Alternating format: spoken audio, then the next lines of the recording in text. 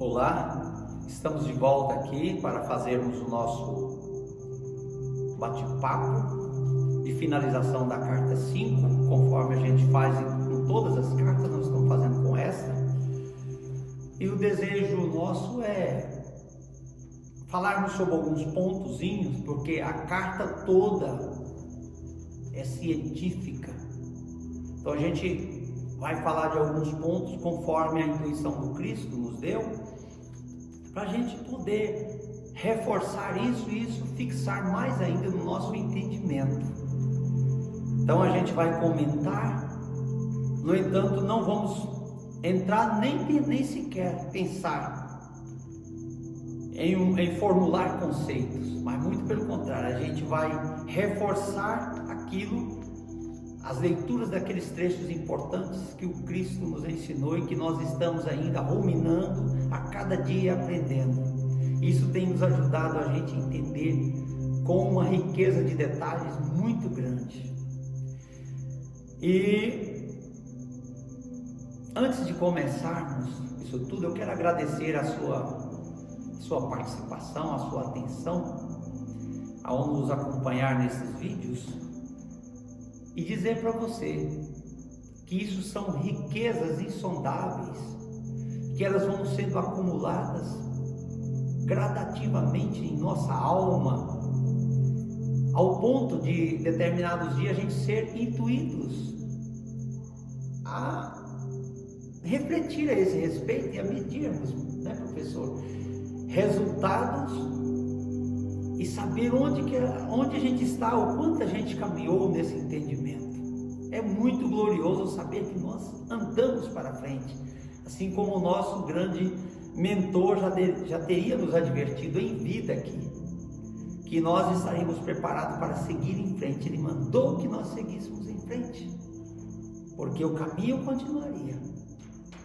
E nós estamos nesse caminho conforme Ele nos ensinou. Estamos sentindo gloriosamente alegres por entender essa realidade, não mais suposições, não mais crenças, mas a realidade do nosso ser. Como é que tudo funciona, para a gente saber nos dirigir em nossas ações e sermos mais felizes nas nossas jornadas aqui na terra de experiência terrena. Antes de iniciarmos, eu quero desejar as boas-vindas novamente, professor Walter. Seja bem-vindo para a gente terminar mais esse trabalho, um trabalho que tem dado muito prazer, alegria, né? Eu acredito que para o senhor é a mesma coisa para mim. Muitas realizações na nossa, professor. Amém. Muitas lutas, mas também muitas vitórias, né? Muitas vitórias. Até porque depois eu quero falar aqui que o Cristo nos adverte aqui na carta por conta do nosso condicionamento religioso que nós trazíamos e isso nos tornou como concreto. Isso bloqueava a gente. Então, eu quero cumprimentar vocês, boa noite, sejam bem-vindos ao nosso bate-papo aqui. Obrigado pela sua participação. Nós vamos citar alguns pontos, como o professor falou, que é muito importante para a nossa refutação desse trecho desta carta. Na verdade, toda ela é importante, né? Mas vamos recordar alguns aqui. Antes de iniciarmos, como de costume, vamos fazer a nossa oração, né? Então nós vamos de olhos fechados. À medida que a gente for orando, os senhores aí no lugar bem confortável, na sua cadeira, no seu sofá, na sua cama, vá respirando profundamente pelo nariz e soltando o ar pela boca. Vai respirando, porque isso vai ajudando como ferramenta sagrada para a interiorização. E é isso que essa mensagem precisa, para que o verdadeiro espírito desses ensinamentos possa penetrar nos nossos corações e nos fazer entender a linguagem do Cristo. Então vamos orar. Pai, Mãe, Vida, Tu és minha vida, o meu constante apoio, minha saúde, minha proteção, o pleno atendimento de todas as minhas necessidades e minha mais alta inspiração. eu peço que me reveles a tua verdadeira realidade. Sei que é tua vontade que eu seja plenamente iluminado e que eu possa receber melhor a consciência da tua presença em mim e ao redor de mim. Creio e sei que isto é possível. Creio que tu me proteges e me guardas no perfeito amor. Sei que meu propósito final é te expressar. Quando falo contigo, sei que tu estás perfeitamente receptivo para mim, pois tu és a inteligência amorosa universal que maravilhosamente concebeu a este mundo e o tornou visível. Sei que quando te peço para falar comigo, eu envio um raio de luz de consciência para a tua consciência divina, e que quando eu escutar, tu entrarás em minha consciência humana e virás cada vez mais perto do meu espírito e meu coração, mais e mais receptivo. Gratidão, gratidão. Então, iniciando os nossos comentários, melhor dizendo, os nossos comentários, as nossas ponderações, que nós queremos realmente ponderar, pensar mais a respeito. Nós vamos ter um trechinho aqui que eu vou dar início, professor, eu vou ler ele aqui, que o Cristo chamou bastante atenção. Ele falou o seguinte: para o bem das pessoas que resolverem ler a carta 5 antes das cartas anteriores, a 1, 2, 3 e 4, as quais relatam minha vida e meus verdadeiros ensinamentos enquanto estava na terra, direi que meu verdadeiro eu, Jesus Cristo, não deve de nenhuma maneira ser confundido com o Jesus retratado no Novo Testamento. Por que, professor, ele adverte isso? Justamente por conta da distorção da pessoa, a verdadeira pessoa crística dele, e pelo condicionamento que os discípulos do próprio Cristo, eles foram obrigados a engolir, professor? Primeiro porque eles estavam bloqueados pelas crenças que estavam ainda arraigadas neles, como Cristo diz que a mente condicionada é como concreto. Então eles estavam arraigados ainda, muito presos, zelosos daquelas leis antigas e do tempo. Então eles foram impedidos de relatar o verdadeiro Jesus Cristo, que realizou na pessoa humana de Jesus. Eles só relataram o homem de Nazaré. E eles quiseram maquiar um pouco, porque eles não souberam como falar da personalidade humana de Jesus, que foi composta de distorções, assim como nós, professor? Distorções por conta do conhecimento humano egóico. Ele também foi acometido dos mesmos infortúnios que nós. E então eles não queriam vender essa imagem dele para que fosse mais bem aceito no meio da irmandade dele. Então eles maquiaram aquela pessoa e tornou ele um cordeirinho, todo aveludado, e que foi sem mácula desde o seu nascimento, juventude até a morte. E que na verdade não era isso, Exatamente. E ficou como se ele fosse mais um profeta na extensa linhagem de profetas a pregar o mesmo ensinamento judeu, e era totalmente o contrário. Então, por isso ele volta nessas cartas falando que ele não pôde falar naquele tempo, Nós até comentamos num vídeo anterior e compreendemos bem hoje, porque ele falou: eu tenho muito que vos dizer, mas vós não podeis suportar. Ou seja, o condicionamento pessoal dos seus discípulos estavam da forma que ele fala nesse trecho da carta aqui, Olha como ele diz no trecho dessa carta: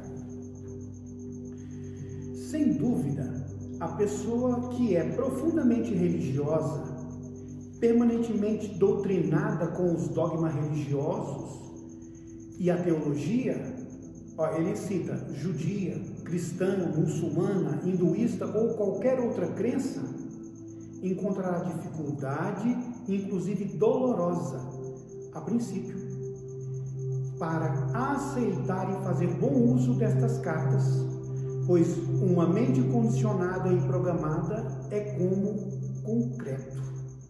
As crenças entranhadas e usadas como talismã apoiam o emocional da pessoa e como afirmações para dar força em momento de crise, são emocionalmente gravadas no subconsciente. Ou seja, a zona de conforto coloca a pessoa numa condição de ele não poder fazer e nem pensar, né? E ele fica condicionado àquilo que é ensinado a ele, e fora daquilo ele não pode evoluir, pensar e desenvolver. Então, os discípulos de Jesus ficaram presos dentro deste conceito judaico, que não permitiram eles falar abertamente da pessoa de Jesus, né? Justamente, professor. E eles tiveram que falar somente o que o Sinédrio autorizou a contar sobre Jesus, né? E interessante o senhor falando desse condicionamento.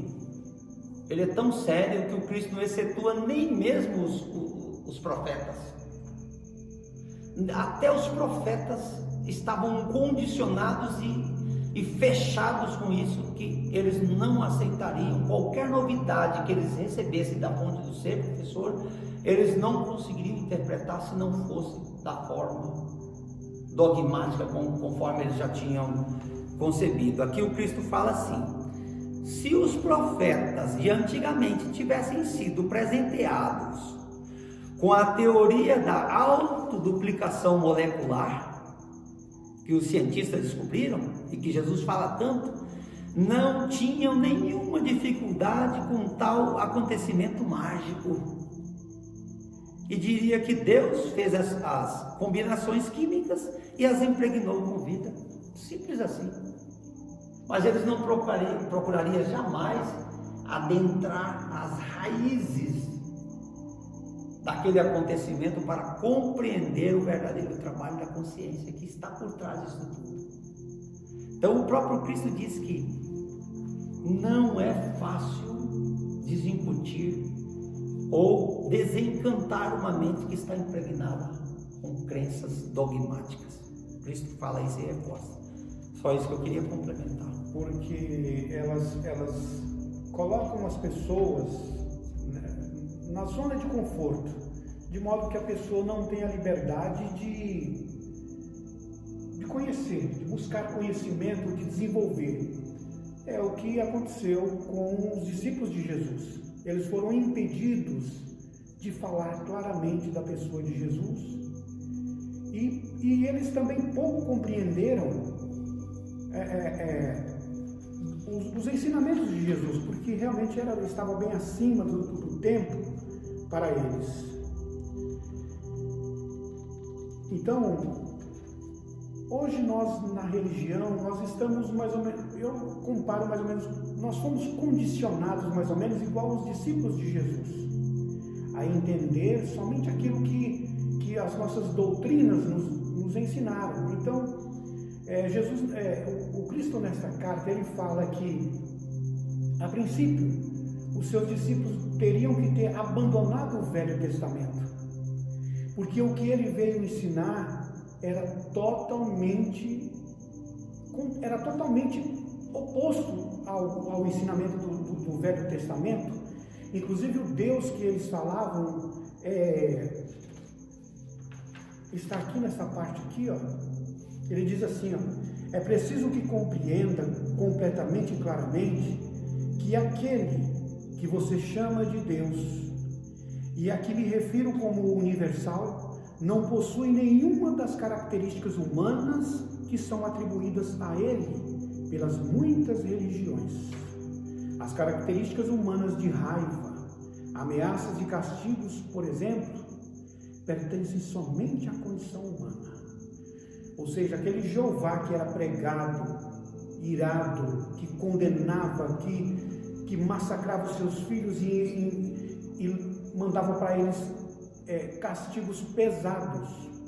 Jesus não estava falando em seus ensinamentos deste Deus, porque ele não conheceu este Deus e ele disse que verdadeiramente não queria fazer parte com este Deus, mas ele conheceu o Pai, a quem ele tentou ensinar aos judeus deste Pai amor universal, e ele diz que se os seus discípulos tivessem compreendido claramente o que ele veio ensinar, teria ficado claro no Novo Testamento que ele não só era mais um profeta na grande linhagem de profetas existentes e que ele não estava pregando as mesmas doutrinas, mas que ele tinha trazido algo novo e que seria para a grande transformação da humanidade.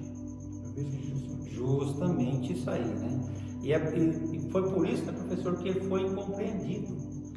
Os discípulos, por exemplo, eles acreditavam, eles amavam a Jesus Cristo muito, amavam ele como assim, o seu mestre, o seu guia, o seu referencial, mas de outro lado eles tinham medo dos judeus ortodoxos, né?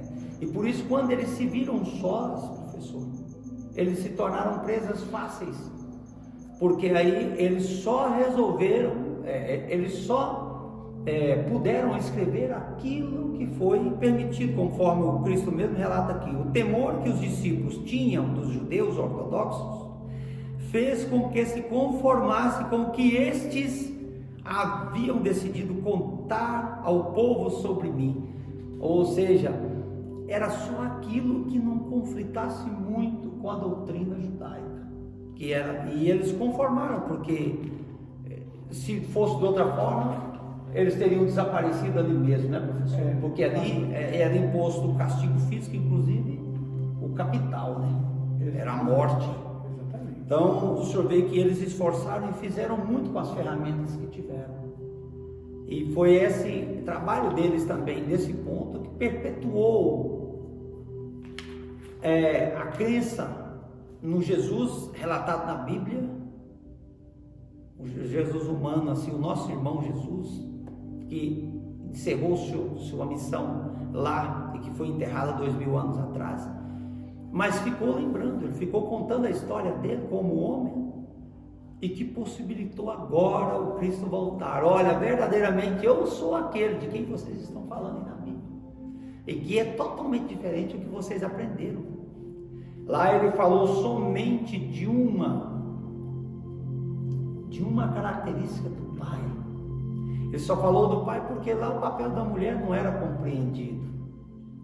Não era compreendido e nem aceito que se falasse. Então ele resolveu falar. Então o próprio Cristo procurou flexionar e adequar aos judeus, porque eles não estavam prontos para ouvir, tentando convencer eles para mudar a consciência. Então o Cristo também falou parcialmente, somente o Pai. Daí ele ensinou a oração do Pai Nosso, que hoje ele manda deixar e a gente conceber essa oração com uma nova sistemática, uma nova forma que fala do Pai, Mãe, vida universal, que realmente é. Mas lá ele só podia falar do Pai. Então ficou incompleto, não tinha como falar, exaurir essa verdade naquele tempo. Não tinha clima para isso, né, professor?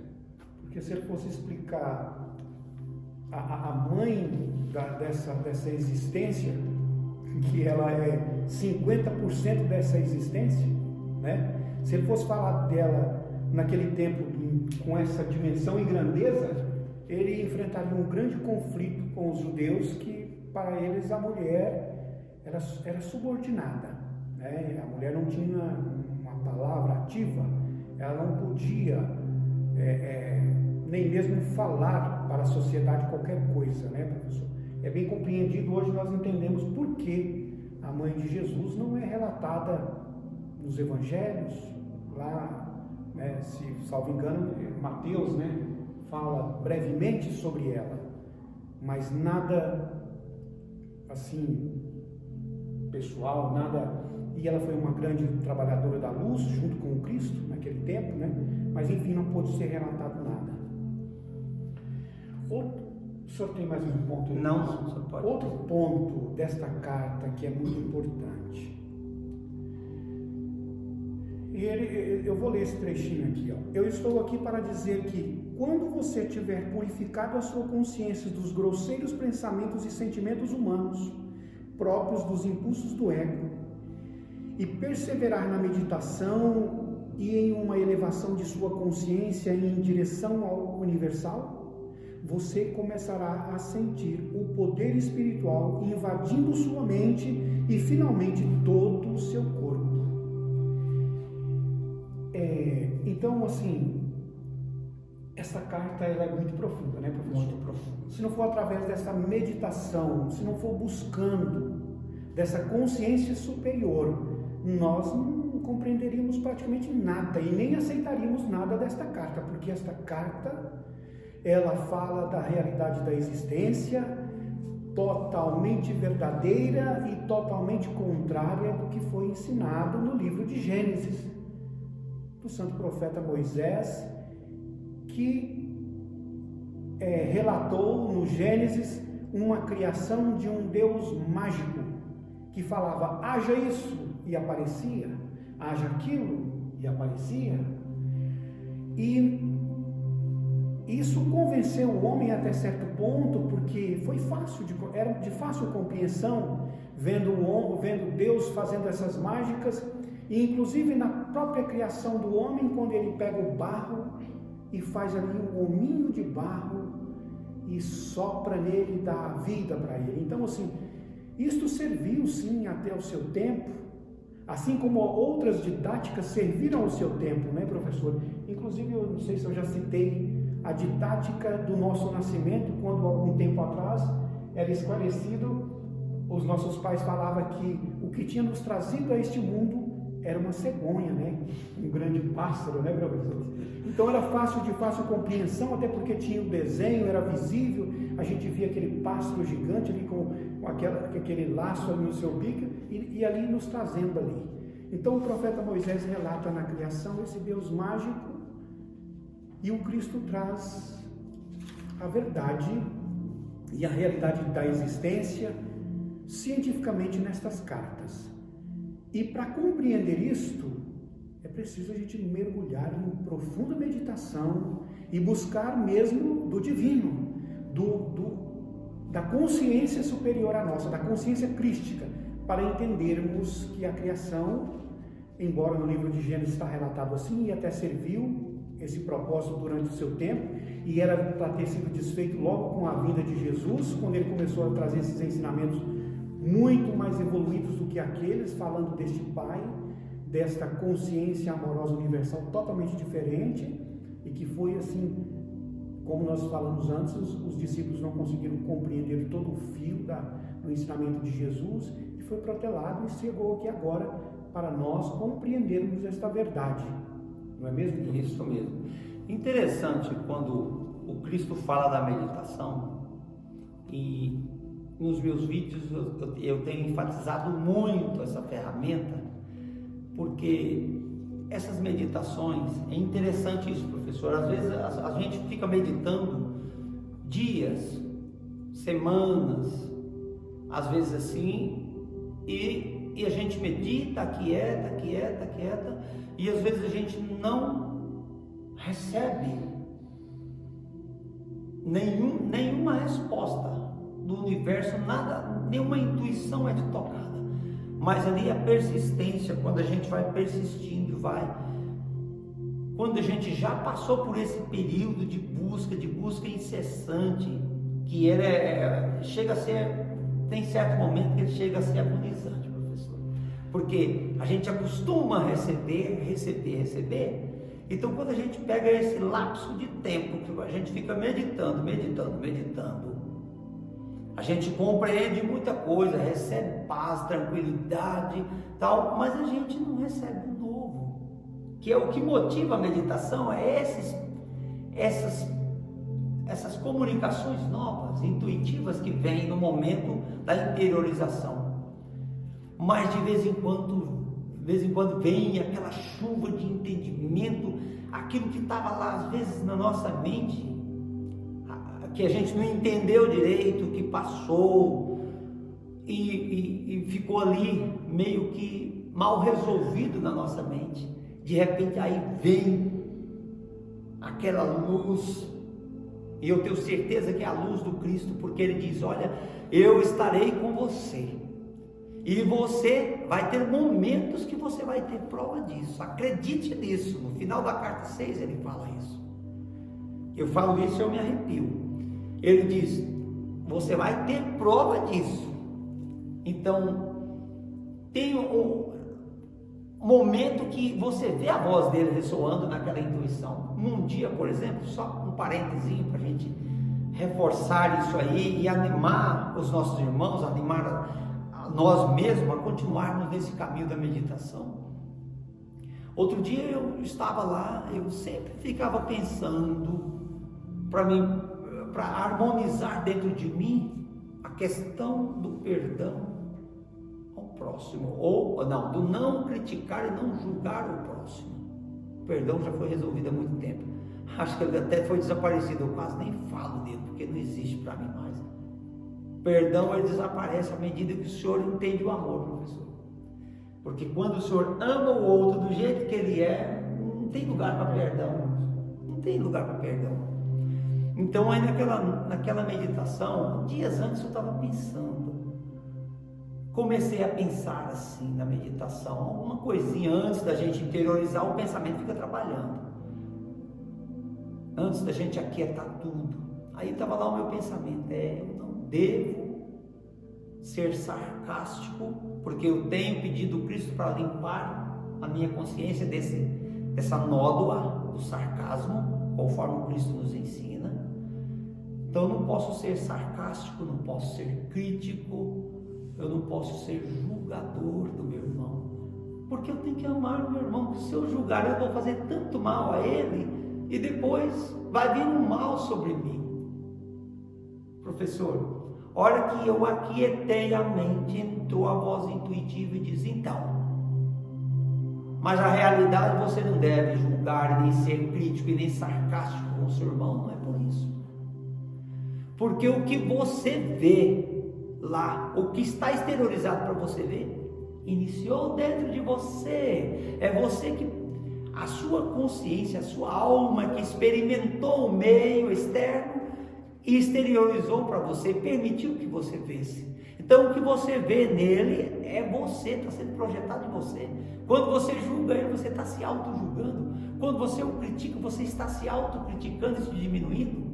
Se você é sarcástico com ele, você está sendo com você, não é com ele.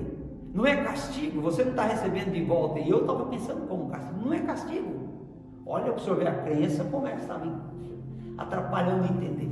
Não, porque ver é ser, já teria dito um irmão nosso que estuda conosco essas cartas, que também é um estudioso, e ele havia afirmado isso, e nós aprendemos com ele.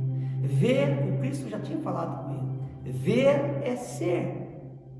Você só pode ver o que você realmente é, porque nós somos o projetor, e todo o universo é a nossa tela de projeção das nossas imagens. Ainda que nós peguemos, nós apalpemos, nós degustemos as comidas, mas aquilo que a gente está vendo nasceu primeiro da nossa consciência, da nossa forma de percepção.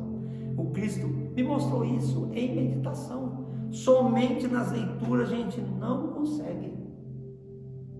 O Espírito que está por trás dessa letra, nós só podemos entendê-lo e recepcioná-lo em meditação. E não tem como descrever isso. Estou contando um exemplo, um testemunho que aconteceu comigo. E eu tenho certeza que acontece isso com os senhores também. Novidades e que te deixa assim, sem palavras, não tem como descrever. Por isso Jesus ele criticou aquela crença naquele Jeová vingativo, naquele Deus cruel que castigava aquele povo, porque ele verdadeiramente dizia: eu e o Pai somos um. Quando ele se entrelaçou nessa consciência amorosa universal, ele transformou em amor, e ele só conseguiu amar as pessoas, e ele sabia que todo aquele mal que as pessoas sofriam e passavam vinham delas mesmas, atributos do ego, dessa guerra incessante que o homem tem de só auto se satisfazer egoicamente, né? Então ele percebeu e entendeu que aquele sofrimento, inclusive, se eu não me engano, na carta 6, agora no início da carta, ou foi na carta 5 agora, que ele perguntou ao Pai por que aquele tamanho sofrimento da humanidade, porque o ser perfeito criou algo imperfeito. E o Pai mostrou a ele claramente que aquilo eram as condições egóicas, humanas que o homem tinha criado para eles. Aqui no final da carta 5, né, professor, ele fala que este foi, está aqui, vamos ler aqui esse trechinho que o senhor até gravou no vídeo anterior, né, professor? No último vídeo. As formas de pensamento, né? Tá aqui, que cria, né? Enquanto ele encontra aqui, o que a gente observa, já quase chegando no final do nosso vídeo, ele ficou um pouco mais extenso, mas foi necessário para que a gente pudesse trocar essas ideias e apaziguar o coração, tranquilizar o coração, que embora seja uma linguagem muito, muito técnica, muito científica, vamos dizer assim, muito universal no lado científico, mas ela é entendível tanto a letrados quanto aos que não são muito estudados, mas ele tem a centelha divina, a alma, que é ela que entende isso tudo. E uma vez a alma entendendo e a nossa personalidade estiver integrada na alma, a aula vem e a gente entende, né, professor? O senhor vai concluir? Exatamente, deixa eu só concluir essa parte aqui.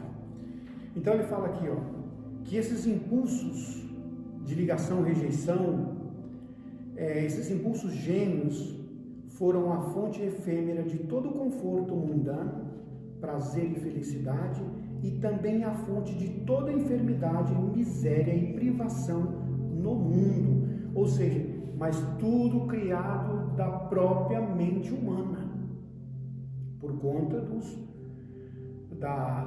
dos impulsos egóicos do homem. Então ele trouxe para ele mesmo todo esse sofrimento, e esse sofrimento que a humanidade até hoje presencia como sendo castigo de Deus, não é, nunca foi e jamais será castigo de Deus. Professor, sim, pode concluir. Interessante o que eu vejo disso aí é que é o caráter da provisoriedade disso que o Cristo trouxe para nós essa carta.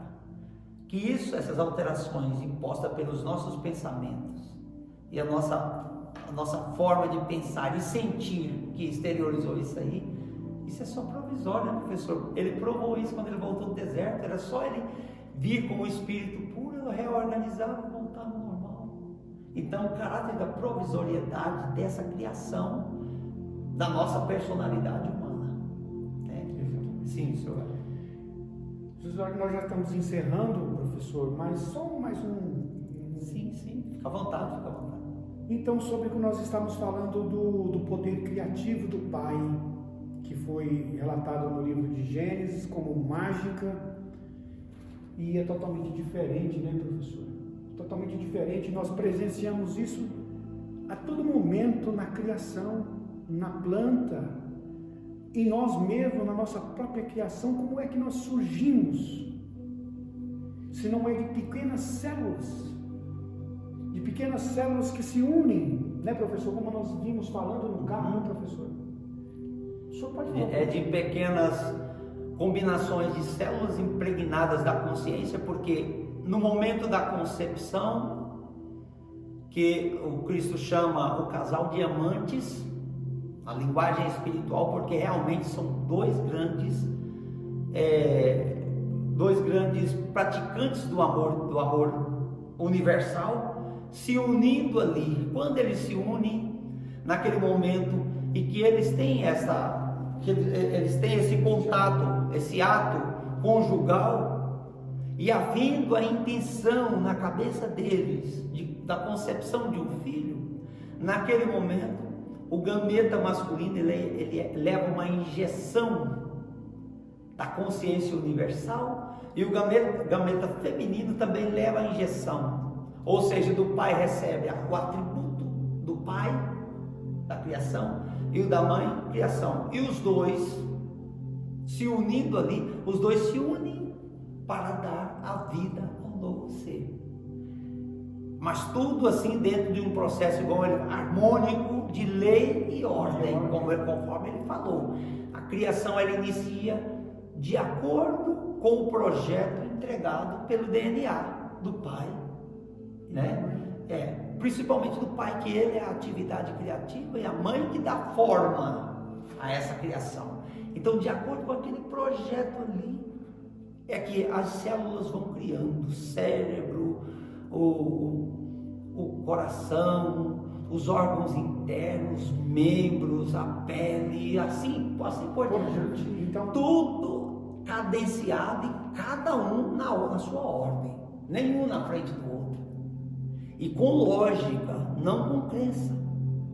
É que quando Moisés escreveu o Gênesis, ele também estava impregnado das crenças egípcias, e junto com a crença também hebreia, porque ele era filho de hebreu, mas ele estava impregnado com as crenças dogmáticas do grande boom da mágica. Então ele escreveu o ato da criação como um fato isolado da existência, um fato único, que criou, e tudo que nós vemos foi criado de uma só vez, e só naquela vez não houve mais. Mas o Cristo vem para desmistificar isso aí, porque essa criação acontece diuturnamente, ela não para. E o Pai, como relata no livro de Gênesis, descansou no sétimo dia. Não houve esse descanso. O Pai trabalha todos os dias, né, Jesus? Todos os dias. E trabalha desde a criação, e essa criação que nós estamos vivenciando hoje, anteriormente às nossas, há bilhões e bilhões bilhões e bilhões. Nós também já temos centenas de reencarnações aí, professor. Exatamente. E tudo isso, professor, para compreender, né, professor? Para compreender essa realidade da nossa existência e nos integrar a essa fonte maior que Jesus chamou aqui, o reino dos céus, que não está lá fora como todos estão esperando esse reino dos céus lá fora, mas ele tem que acontecer dentro de nós, dentro de cada um. Se isto não acontecer individualmente dentro de nós, nós jamais encontraremos este reino dos céus, porque o endereço dele é este aqui, é nós, é dentro de nós. Lembra, professor? Isso mesmo. E para finalizar o nosso vídeo, que já ficou bastante extenso, eu gostaria de deixar de novo a frase do Cristo, que ele encerrou a carta, porque ela é muito poderosa. Ele fala que o meu amor e minha fé em sua crescente sabedoria o envolvam. Que assim seja, que esse amor do Cristo envolva cada um de nós nessa jornada, nessa caminhada. E vamos juntos para a próxima leitura da carta 6. Eu encerro aqui as minhas palavras e agora as considerações finais do Senhor.